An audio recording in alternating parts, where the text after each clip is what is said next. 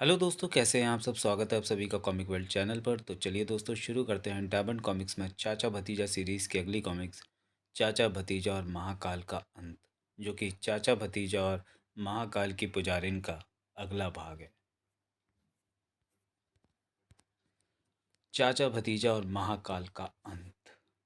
पिछले अंक चाचा भतीजा और महाकाल की पुजारिन में आपने पढ़ा, चाचा भतीजा ने चंदनगढ़ में वहाँ के महाराज विजय सिंह का ऐलान सुना।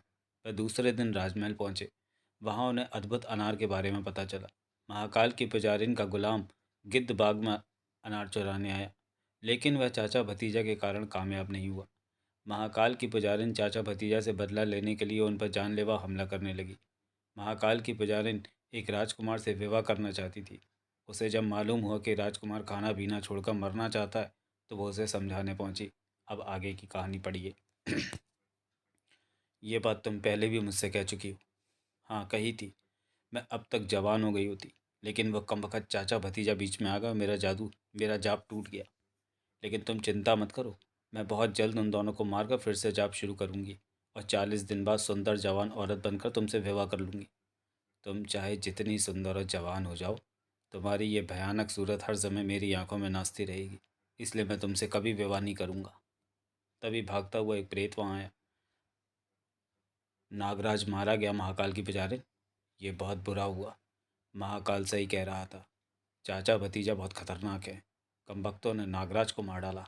अगर दोनों जिंदा रहे तो मेरा जाप पूरा नहीं हो पाएगा। मेरे लिए क्या हुक्म है? मेरे साथ आओ। महाकाल की पुजारी प्रेत को लेकर एक अन्य कमरे में पहुंची। अब सुनो, तुम्हें क्या करना है। उसके बाद वह आहिस्ता आहिस्ता उसे कुछ समझाने लगी। समझ गए? अच्छी तरह समझ गया महाकाल की पुजारिन। तो जाओ, काम होशियारी से करना। अगर तुम उन दोनों को मारने में सफल हो गए तो मैं तुम्हें प्रेतों का राजा बना दूंगी। गुफा से बाहर आकर प्रेत चंदनगढ़ के महल की ओर चल पड़ा। चाचा भतीजा को मार कर मैं प्रेतों का राजा बन जाऊंगा। सारे प्रेत मेरे गुलाम हो जाएंगे, मेरी आज्ञा मानेंगे। कुछ देर बाद वह महल में प्रविष्ट हुआ। महल के अंदर पहुंचकर प्रेत उस नौकर के सिर पर सवार हो गया जो चाचा भतीजा की सेवा कर रहा था। उह, यह मुझे क्या हो गया है? मेरा सिर दर्द से क्यों फटा जा रहा है? तो इस दर्द से बचना चाहता है? ऐं ये कौन बोला? मैं हूँ काला प्रेत। मैं तेरे सिर पर सवार हूँ, इसलिए तेरे सिर में दर्द हो रहा है। अगर तू मेरा कहना मान ले तो ये दर्द दूर हो जाएगा, वरना दर्द बढ़ता जाएगा और एक समय वह आएगा जब तेरा सिर दर्द से फट जाएगा। नहीं, ऐसा मत करना। मैं तुम्हारा कहना मानूंगी। बताओ, मुझे क्या करना है? सुनो, ठीक है, मैं ऐसे ही करूँगा। तो चलो। थोड़ी देर के बाद नौकर खाना लेकर चाचा भतीजा के पास पहुंचा। खाना गर्म है, खा लीजिए। लेकिन अभी तो मैं भूख नहीं लगी है। अब यही ले अब ये ले ही आया है तो खा लेते हैं। ठीक है, जैसी तुम्हारी मर्जी। नौकर खाना रखकर जाने लगा। तभी, ठहरो राम सिंह, इधर आओ। ओह, लगता है चाचा जी को कुछ शक हो गया है। क्या बात है चाचा जी? दाल का रंग आज कुछ बदला बदला सा क्यों लग रहा है? वो बात यह है, सब्जी का चमचा दाल में पड़ गया था, इसलिए ऐसा लग रहा था। ठीक है, जाओ। चाचा जी खाना शुरू करने जा रहे थे तभी। खाने को हाथ मत लगाइए, खाने में जहर मिला हुआ है। तो मैं कैसे मानूं? आपका सारा ध्यान दाल की ओर था, इसलिए आपने राम सिंह की आंखों को नहीं देखा। उसकी आंखें अंगारे हो रही थी। लगता है किसी प्रेत ने उस पर कब्जा जमा रखा है। उसी प्रेत ने दाल में जहर मिलवाया होगा। जादुई चिराग निकालो, अभी सच्चाई मालूम हो जाएगी। भतीजे ने जादुई चिराग फर्श पर घिसा। क्या हुक्म है भतीजे? हमारे खाने को देखकर बताओ, इसमें जहर मिला हुआ है या नहीं। खाने में जहर मिला हुआ है? तो जाओ, राम सिंह के शरीर में एक प्रेत घुसा हुआ है, उसे पकड़कर हमारे पास ले आओ। थोड़ी देर बाद। मुझे छोड़ दो, जाने दो। जब ज़्यादा चिल्लाया तो उठाकर दे मारूंगा। आओ महारथी आओ। तुमने तो हमें मारने की बड़ी अच्छी तरकीब ढूंढी थी। अगर भतीजा होशियार ना होता तो आज हमारा काम तमाम हो जाता। यह तरकीब मेरी नहीं, महाकाल की पुजारिन की थी। मैंने तो सिर्फ इस पर अमल किया था। आखिर बात क्या है? महाकाल की पुजारिन हमें मारना क्यों चाहती है? तुम दोनों के कारण उसका जाप टूट गया, इसलिए वह क्रोधित है और तुम दोनों को मारकर फिर से जाप शुरू करना चाहती है। बिना तुम दोनों को मारे जाप शुरू नहीं हो सकता। जाप में अनार की ज़रूरत पड़ती है और तुम दोनों के रहते कोई बाग से अनार ले नहीं जा सकता। महाकाल की पुजारी जाप क्यों कर रही है? वह सुंदर और जवान होकर एक राजकुमार से विवाह करना चाहती है, इसलिए जाप कर रही है। जाप में अनार की क्यों ज़रूरत पड़ती है, ये मैं नहीं जानता। कोई बात नहीं, हम महाकाल की पुजारिन से ही पूछ लेंगे। जिन, इसे खत्म कर दो। नहीं, मुझे मत मारो। तेरी मौत तो उसी समय आ गई थी जब तूने चाचा भतीजा के खाने में जहर मिलवाया था। अगले ही पल महाकाल की पुजारिन हम पर कई हमले कर चुकी है, अब हमें भी जवाबी हमला करना चाहिए। यही मैं सोच रहा था। मेरे लिए क्या हुक्म है चाचा जी? तुम इस समय जाओ, सुबह आना। ध्यान रहे तुम्हें बुलाने के लिए मैं चिराग ना घिसना पड़े। मैं सुबह हाजिर हो जाऊंगा आका। अभी पूरी रात बाकी है। महाकाल की पुजारिन हम पर फिर हमला कर सकती है, इसलिए हमें सावधान रहना चाहिए। ऐसा करते हैं, हम दोनों में से एक आदमी सो जाए, दूसरा पहरा दे। आधी रात के बाद ड्यूटी बदल जाएगी। ठीक है, आप सो जाइए, मैं पहरा देता हूँ। 3 घंटे बाद मैं आपको जगा दूंगा। ठीक है। रात आराम से गुजर गई। सुबह, गुलाम हाजिर है आका, कहिए क्या करना है? हम महाकाल की पुजारिन पर हमला करने जा रहे हैं, तुम्हें हमारे साथ चलना है। चलिए, 1 मिनट रुको, हम महाराज से आज्ञा लेकर आते हैं। थोड़ी देर बाद, महाराज से जाकर कहो हम लोग मिलना चाहते हैं। अंदर चले जाइए, महाराज की आज्ञा है, आप लोग जब भी मिलना चाहे फ़ौरन अंदर भेज दिया जाए। चाचा भतीजा ने महाराज के विश्राम कक्ष में प्रवेश किया। आइए चाचा जी, बैठिए। तुम भी बैठो भतीजे। हम बैठने नहीं आए महाराज, हम लोग महाकाल की पुजारिन पर हमला करने जा रहे हैं, आपसे आज्ञा लेने आए हैं। मैं आपको जाने से नहीं रोकूंगा, लेकिन मेरी एक शर्त है। वो क्या? अपने साथ आप लोगों को सेना की एक टुकड़ी ले जानी चाहिए। सेना की टुकड़ी ले जाने से कोई फ़ायदा नहीं होगा। महाकाल की पुजारिन सैनिकों को कीड़े मकोड़ों की तरह मार डालेगी, हम अकेले ही जाएंगे।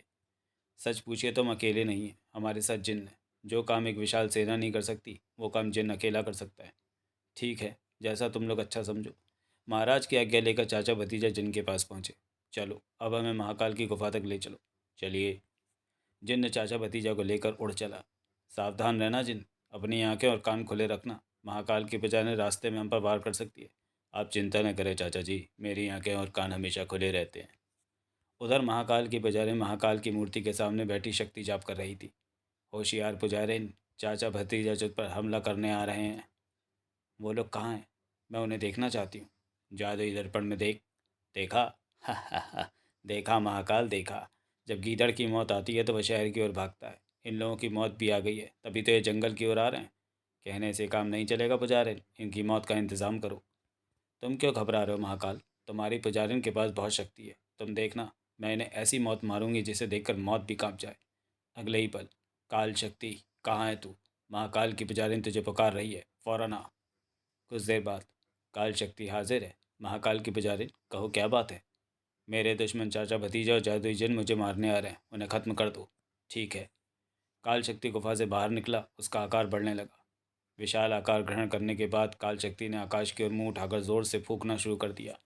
उधर, चाचा जी सावधान, मैं किसी भयानक खतरे की गंध सूंघ रहा हूँ। कैसा खतरा? ये तो मैं नहीं जानता। ठीक है, तुम सावधानी से आगे बढ़ते रहो। चाचा जी सामने देखिए, कितने काले बादल हैं।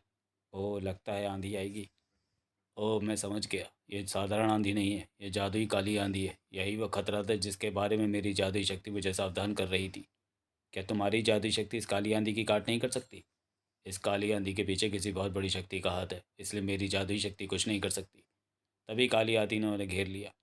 इस भयानक आंधी में आगे बढ़ना मुश्किल है। अगर हमने फौरन इनसे इससे बचने का कोई उपाय न किया तो ये आंधी हमें पता नहीं कहाँ उड़ा ले जाएगी। आप लोग कसकर मुझे पकड़ लीजिए, मैं इस आंधी से बाहर निकलने की कोशिश करता हूँ। जिन ने आंधी से बाहर निकलने की पूरी कोशिश कर ली, लेकिन वह सफल ना हो सका। ओह, मैं तो 1 इंच भी आगे नहीं बढ़ पा रहा हूँ। आगे बढ़ने के बजाय नीचे उतरने की कोशिश करो, शायद सफलता मिल जाए। आपकी तरकीब कामयाब रही चाचा जी, हम आसानी से नीचे उतर रहे हैं। उधर, यही वो जगह है जहाँ पर जिन चाचा भतीजा को लेकर उतरेगा। मैं इस जगह पर भयानक दलदल बना देता हूँ। एक बार दलदल में फंसने के बाद चाचा भतीजा और जिन की मौत निश्चित है। अगले ही पल, मेरी समस्त जादुई शक्तियों इस स्थान को भयानक दलदल बना दो। उस जगह ने भयानक दलदल का रूप धारण कर लिया। इस दलदल में जहरीले सांप बिच्छू भी होने चाहिए। इस दलदल को अदृश्य करके मुझे फ़ौरन यहाँ से हट जाना चाहिए, वरना चाचा भतीजा या जिन ने मुझे देख लिया तो सब गड़बड़ हो जाएगी। धरती के करीब पहुंचते ही चाचा भतीजा ने जिन्न की हथेली पर से छलांग लगा दी। जैसे ही उनके कदम धरती से टकराए, अरे हमारे पैर नीचे क्यों धंसते जा रहे हैं? हम जादुई दलदल में फंस गए हैं। भयानक जादुई दलदल तीनों को तेजी से अपने अंदर निकलने लगी। जैसे जैसे तीनों बाहर निकलने के लिए जोर लगाते, अंदर धंसते जाते। क्या इस दलदल में ही हमारी मौत लिखी है चाचा जी? कुछ कीजिए, कुछ सोचिए। एक काम करो, बाहर निकलने की कोशिश बिल्कुल बंद कर दो, क्योंकि हम जितना बाहर निकलने की कोशिश करेंगे उतना ही अंदर धंसते जाएंगे। दूसरा काम जिन तुम्हारा है, तुम इन सांप बिच्छू को हमारे करीब आने से रोकोगे। इस बीच में दिमाग दौड़ाता हूँ। ठीक है चाचा जी। बिना बाहरी मदद के दलदल से बाहर निकलना मुश्किल है। अगर कोई रस्सी मिल जाए तो हम बाहर निकल सकते हैं। उसी समय एक सांप ने भतीजे को डसना चाहा, लेकिन जिन सावधान था। जिन, तुम अपनी जादुई शक्ति से एक रस्सी पैदा करो। उस रस्सी को सामने वाले पेड़ की मोटी डाल में फंसा दो, तो हम आसानी से दलदल से बाहर निकल सकते हैं। अभी लीजिए। अगले ही पल। चलिए अब जल्दी से आप दोनों रस्सी पकड़कर दलदल से बाहर निकल जाइए। नहीं, पहले तुम निकलो, क्योंकि तुम बाहर निकलकर इस रस्सी के सहारे में आसानी से ऊपर खींच सकते हो। जिन्नी की समझ में बात आ गई, वह तेजी से ऊपर चढ़ने लगा। थोड़ी देर बाद, आप लोग रस्सी को कसकर पकड़ लीजिए, मैं आप दोनों को ऊपर खींचता हूँ। जिन अपनी पूरी शक्ति लगाकर रस्सी को ऊपर खींचने लगा। शाबाश जिन, ऐसे ही खींचते रहो, हिम्मत मत हारना। तभी वहाँ काल शक्ति प्रकट हुआ। अगर मैं इस जादुई रस्सी को बीच से तोड़ दूं, तो चाचा भतीजा फिर दलदल में गिर पड़ेंगे। अगले ही पल काल शक्ति के हाथ से जादुई किरण निकलकर रस्सी से टकराई। उफ, ये क्या हो गया। इससे पहले कि वो दोनों फिर दलदल में गिरते, जिन ने पेड़ पर से छलांग लगाई और उन्हें पकड़ लिया। ओह, बच गए दोनों। शाबाश जिन। दलदल को पार करके जिन ने चाचा भतीजा को धरती पर उतार दिया। रस्सी अचानक कैसे टूट गई थी। रस्सी अचानक नहीं टूटी थी चाचा जी, बल्कि उसने तोड़ी थी। कौन हो तुम, हमें क्यों मारना चाहते हो। क्या तुम्हें महाकाल की पुजारी ने भेजा है। हाँ, मुझे उसी ने भेजा है। मेरा नाम काल शक्ति है। तुम लोग मेरी भेजी हुई काली आंधी और जादुई दलदल से बच गए, लेकिन मेरे अगले वार से बच नहीं सकोगे। काल शक्ति के हाथ में एक हड्डी प्रकट हुई। उसने वह हड्डी चाचा भतीजा की ओर उछाल दी। ये जादुई हड्डी है। इससे निकलने वाली आग जैसे ही तुम्हारे शरीर को स्पर्श करेगी, तुम्हारे शरीर जलकर राख हो जाएंगे। जिन, इस हड्डी को रोको। मैं नहीं रोक पाऊंगा इसे। तुम लोग पीछे हटो, मैं निपटता हूँ इस हड्डी से। चाचा जी ने कोई मंत्र पढ़कर हवा में हाथ घुमाया। फौरन ही उनके हाथ में चावल के कुछ दाने आ गए। इस जादुई हड्डी से हमारी रक्षा करो। चावल के दाने जादुई हड्डी से जा टकराए। एक कान फाड़ देने वाला धमाका हुआ, धड़ाम, और जादुई हड्डी गायब हो गई। ये व्यक्ति 3 बार मेरी जादुई शक्तियों से बच चुका है। इसका मतलब यह है कि यह असाधारण शक्तियों का मालिक है। मुझे फ़ौरन यहाँ से भाग जाना चाहिए, वरना हो सकता है ये मुझे कुछ नुकसान पहुँचा दे। चाचा जी, काल शक्ति अदृश्य होकर भाग रहा है। चिंता मत करो, वो भाग नहीं पाएगा। तुम मुझे एक खंजर दो। ये लीजिए। खंजर लेकर चाचा जी ने आंखें बंद की। एक पल बाद उन्होंने आंखें खोली तो उन्हें अदृश्य काल शक्ति नजर आने लगा। भाग काल शक्ति भाग। तू भाग कर पाताल में भी जा छुपेगा तो भी ये खंजर तुझे नहीं छोड़ेगा। चाचा जी ने खंजर काल शक्ति की ओर उछाल दिया।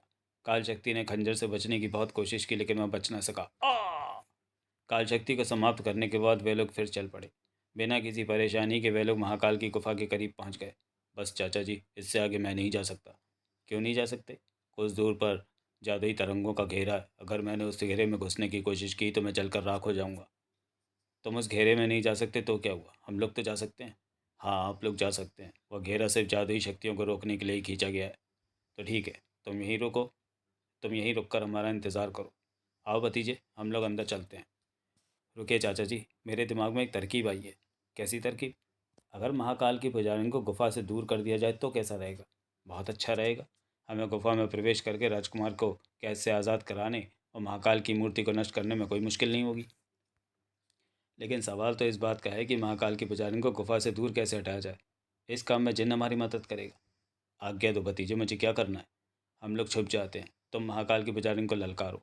मैं बाहर आकर तुम्हें पकड़ने की कोशिश करेगी, तुम उसे अपने पीछे लगा कर यहाँ से दूर ले जाना। चाचा भतीजा एक और छुप गए। महाकाल की पुजारिन, कहाँ छुपी है तू, बाहर निकल। काल शक्ति ने मेरे आका चाचा भतीजा को मार डाला है। मैं तुझसे उनकी मौत का बदला लेने आया हूँ। अपना जिन भी अब होशियार हो गया है। हमारे मरने की बात कहकर उसने बहुत अच्छा किया। अब महाकाल की पुजारिन हमें जादुई दर्पण में देखने की कोशिश नहीं करेगी। तुम ठीक कह रहे हो भतीजे, जिन ने बहुत बुद्धिमानी का काम किया है। बाहर आ महाकाल की पुजारिन, मैं तुझे छोड़ूंगा नहीं। उसी समय गुफा के द्वार पर महाकाल की पुजारिन प्रकट हुई। हा हा हा हा। तूने बहुत अच्छी खबर सुनाई चिराग के जिन। अब मैं बेखटके जाप शुरू कर सकूंगी। जाप तो तू उस समय कर सकेगी जब मैं तुझे जिंदा छोड़ूंगा। जादुई घेरे से बाहर निकल, ताकि मैं तुझे मार कर चाचा भतीजा की मौत का बदला ले सकूं। महाकाल की पुजारिन जिन की ओर बढ़ने लगी। मुझे कोई नहीं मार सकता, मैं अमर हूँ। अगर मैं चाहूँ तो इसी पल तुझे खत्म कर सकती हूँ। लेकिन नहीं, मैं तुझे समाप्त नहीं करूँगी। तुझे पकड़कर मैं अपना गुलाम बनाऊँगी। तू मेरा गुलाम बन गया तो मेरी शक्ति और बढ़ जाएगी। मुझे गुलाम बनाना इतना आसान नहीं है। जैसे ही महाकाल की पुजारिन जादुई घेरे से बाहर निकली, ले संभाल मेरा वार। हा हा हा हा हा। नाटक बहुत हो गया, मुझे यहाँ से भागना चाहिए। जिन पलट कर भागा। हा हा हा। एक बार में ही हिम्मत हार गया। अरे एक दो बार और करता मुझ पर, तब मैदान छोड़कर भागता डरपोक। महाकाल की पुजारी जिन का पीछा करने लगी। तू भाग कर किधर जाएगा चिराग के जिन, मैं तुझे अपना गुलाम बनाए बिना नहीं छोड़ने वाली। उधर। चलो भतीजे, रास्ता साफ हो गया। अब हमें अपना काम शुरू कर देना चाहिए। दोनों गुफा की ओर चल दिए। महाकाल की पुजारिन ज़्यादा देर तक हमारी चाल में फंसने वाली नहीं है। इससे पहले कि वह वापस लौट आए, हमें अपना काम पूरा कर लेना चाहिए। अभी वो दोनों गुफा के द्वार पर पहुंचे ही थे कि रुक जाओ, मेरे रहते तुम लोग अंदर नहीं जा सकते। ये मुसीबत कहाँ से टपक पड़ी?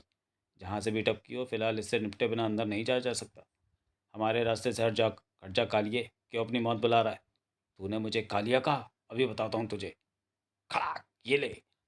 उसी पल इससे पहले कि हाकू संभलता, चाचा जी ने तलवार उठा ली। अगर तेरे जैसे गुलाम हम लोगों का रास्ता रोकने लगे तो हम जी लिए इस दुनिया में। हाकू क्रोधित सांड की तरह चाचा जी पर झपटा। तूने तलवार छीन तो क्या हुआ, मैं तुझे अपने हाथों से खत्म कर दूंगा। जैसे ही वह करीब आया, चाचा जी फुर्ती से एक और हटे और खचाक। उसके बाद दोनों गुफा में दाखिल हो गए। भतीजे, पहले महाकाल की मूर्ति को ढूंढो ताकि उसे जल्द से जल्द नष्ट किया जा सके। मूर्ति नष्ट हो गई तो महाकाल की बचाने की शक्ति आधी रह जाएगी। दोनों महाकाल की मूर्ति तलाश करने लगे। कुछ देर बाद भतीजे को एक कमरे में मूर्ति नजर आ गई। चाचा जी, इधर आइए, महाकाल की मूर्ति मिल गई। अगले ही पल चाचा जी वहाँ पहुँच गए। मुझे तुम्हारे इरादे ठीक नहीं लगते चाचा जी। तुम तलवार लेकर मेरी ओर क्यों बढ़ रहे हो? मैं इस तलवार से तुम्हारे टुकड़े टुकड़े करूँगा महाकाल। लेकिन क्यों? मैंने तुम्हारा क्या बिगाड़ा है? तुमने तो कुछ नहीं बिगाड़ा महाकाल, लेकिन तुम्हारे भक्त अक्सर मानवता के लिए खतरा बन जाते हैं। इसलिए मैं इस धरती से तुम्हारा नामो निशान मिटा दूंगा। न तुम्हारी मूर्ति रहेगी, न कोई भक्त बनकर दुनिया को खतरे में डाल सकेगा। पुजारिन, कहाँ है तू? फौरन यहाँ आकर मेरी मूर्ति की रक्षा कर। तेरी पुजारिन बहुत दूर जा चुकी है महाकाल। जब तक वह लौटेगी तेरा अंत हो चुका होगा। अगले ही पल खड़ाक। उधर महाकाल मुझे पुकार रहा है, वो खतरे में। मुझे फौरन गुफा में पहुंचना चाहिए। वह पलट कर तेजी से गुफा की ओर चल दी। लगता है चाचा भतीजा जिंदा है। चिराग का जिन धोखे से मुझे अपने पीछे लगा लाया है, ताकि वह दोनों आसानी से गुफा में पहुंचकर महाकाल की मूर्ति को नष्ट कर सके। अगर वह महाकाल की मूर्ति को नष्ट करने में सफल हो गए तो मेरी आधी शक्तियाँ जो महाकाल ने मुझे दी थी वो नष्ट हो जाएंगी। लेकिन मैं ऐसा नहीं होने दूंगी। ठीक उस समय जब चाचा जी मूर्ति की गर्दन उड़ाने जा रहे थे, महाकाल की पुजारिन वहाँ पहुँच गई। घबराना मत महाकाल, तुम्हारी पुजारिन आ गई है। अब ये दोनों तुम्हारा कुछ नहीं बिगाड़ पाएंगे। ओह, जादुई तरंगों ने तलवार को रोक लिया। चाचा जी ने कोई मंत्र पढ़कर जादुई तरंगों पर फूंक मारी। जादुई तरंगें टूट गई। भतीजे, तुम तलवार संभालो, मैं महाकाल की पुजारिन से निपटता हूँ। भतीजे ने तलवार लपक ली और मूर्ति की ओर बढ़ने लगा। महाकाल की पुजारिन ने उसे जादुई आग से जला डालना चाहा, लेकिन चाचा जी होशियार थे। जल्दी करो भतीजे। ओह, चाचा जी के मंत्र ने मेरी जादुई आग को रोक लिया है। भतीजा हवा में उछला और खड़ाक। भतीजे, तूने महाकाल का अंत करके मेरी शक्तियों को आधा कर दिया है। मैं तुझे जिंदा नहीं छोड़ूंगी। यह कहकर महाकाल की पुजारी ने भतीजे पर छलांग लगा दी। मैं तेरा खून पी जाऊंगी भतीजे। खच। चाचा जी को उम्मीद न थी कि वह इस तरह हमला करेगी, तभी तो वह उसे रोक ना पाए। भतीजा भी बुरी तरह घबरा गया। उसी घबराहट में उसने तलवार आगे कर दी। काश मैं फिर से जवान होकर राजकुमार से विवाह करने का सपना ना देखती, तो आज मुझे ये दिन न देखना पड़ता। तुम मर रही हो महाकाल की पुजारी। मरने से पहले ये बता दो, सुनहरे अद्भुत अनार में ऐसी क्या खास बात थी जिसे 40 दिन खाने से तुम जवान हो जाती? मैं तुम्हें उस अद्भुत अनार का रहस्य बता रही हूँ। तुम भी वायदा करो, अनार का रहस्य जानकर तुम मेरे सीने से तलवार खींचकर मेरी मौत को आसान कर दोगे। मैं वादा करता हूँ। महाकाल की पुजारी सुनहरे अद्भुत अनार का रहस्य बताने लगी। चंदनगढ़ के शाही बाग में जिस स्थान पर अनार का पेड़ लगा है, ठीक उसी स्थान पर 1000 साल पहले महात्मा सिद्धनाथ ने 500 साल की उम्र में अंतिम समाधि ली थी। 500 साल की उम्र में भी वह जवान थे। उन्होंने 40 साल तक कठिन तपस्या करके अमृत प्राप्त किया था। यही उनकी जवानी का रहस्य था। अनार के पेड़ में रोज रात को एक अद्भुत सुनहरा अनार इसलिए निकलता था क्योंकि उस अनार के एक दाने में महात्मा सिद्धनाथ द्वारा प्राप्त किए हुए अमृत की एक बूंद समा जाती थी। उस अनार को 40 दिन खाने के बाद मैं हमेशा के लिए जवान और अमर हो जाती। अद्भुत अनार का रहस्य तुम्हें कैसे मालूम हुआ? एक दिन मैंने महाकाल से पूछा कि मैं फिर से जवान कैसे हो सकती हूँ, तो उसने मुझे बताया कि तुम महात्मा सिद्धनाथ का जाप करो और 40 दिन तक उन्हीं के प्राप्त किए हुए अमृत से बने उस अद्भुत अनार को सुबह सूर्य की पहली किरण का स्पर्श कराकर 40 दिन तक उसका सेवन करो, तो तुम जवान हो जाओगी। मैंने तुम्हें अद्भुत अनार का रहस्य बता दिया, अब तुम भी अपना वादा पूरा करो। चाचा जी आगे बढ़े। कुछ देर तड़पने के बाद महाकाल की पुजारिन का शरीर शांत पड़ गया। चलो भतीजे, अब राजकुमार को भी कैद से आज़ाद करा लिया जाए। हाँ चलिए। थोड़ी देर बाद चाचा भतीजा उस कमरे में पहुंचे जहाँ राजकुमार कैद था। उठो राजकुमार, हम तुम्हें आज़ाद कराने आए हैं। आप लोग कौन हैं? महाकाल की पुजारी ने हाकू ने आप लोगों को यहाँ आने से रोका नहीं क्या? हमारा नाम चाचा भतीजा है। हमने हाकू और महाकाल की पुजारी को मार डाला है। इसका मतलब मुझे उस बदसूरत भयानक बुढ़िया से छुटकारा मिल गया। हाँ, अब तुम अपना परिचय दो, हम तुम्हें तुम्हारे देश पहुँचा सकें। मेरा नाम अजीत सिंह है। मैं सोनगढ़ के महाराज विक्रम सिंह का बेटा हूँ। उसके बाद वो लोग गुफा से बाहर आ गए। अरे जिन, तुम यहाँ बैठे हो, अंदर क्यों नहीं आ गए?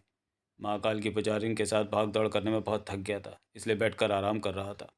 आराम बहुत हो चुका, अब चलो राजकुमार को सोनगढ़ पहुंचाओ और हमें चंदनगढ़ ले चलो। चलिए। राजकुमार को सोनगढ़ पहुंचाकर जिन ने चाचा भतीजा को चंदनगढ़ पहुंचा दिया। अब तुम चिराग में वापस जा सकते हो। जो आज्ञा। चाचा भतीजा महाराज के पास पहुंचे और पूरी घटना सुना दी।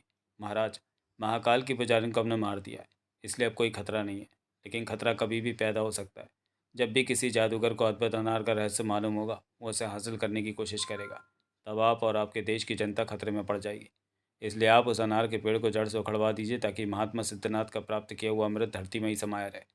ठीक है चाचा जी, मैं ऐसे ही करूँगा। समाप्त।